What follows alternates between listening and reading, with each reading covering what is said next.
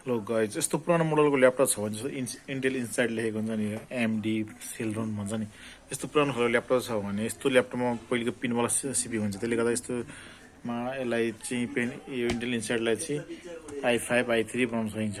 जस्तै मैले यसमा प्रोसेसर फेरेर यहाँनिर i5 बनाएको छु। यहाँ हेर्नुहोस्, यसमा भनेको 2GB ऱ्याम थियो अनि पेन्डिङ सेलरोन थियो। यहाँ मैले के बनाएँ, i5 third gen 4GB RAM हालेर बनायो अनि SSD 200 बनाएर हालिदिएको। अहिले फ्रीली भए चाहिँ दबाईसित सबै खुल्छ। मैले 256 को SSD हालिदिएको छु। यस्तो गर्न सकिन्छ है। यस्तो पुरानो ल्यापटपहरू इन्टेल इन्साइड त भने भनेर नफाल्नु होला, यस्तो बनाउँदा काम दिन्छ, धेर खर्च आउँदैन।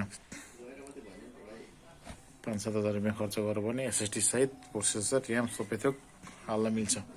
तपाईँ कम्प्युटर फास्ट बनाउनु छ भने यसरी सम्झनु होला।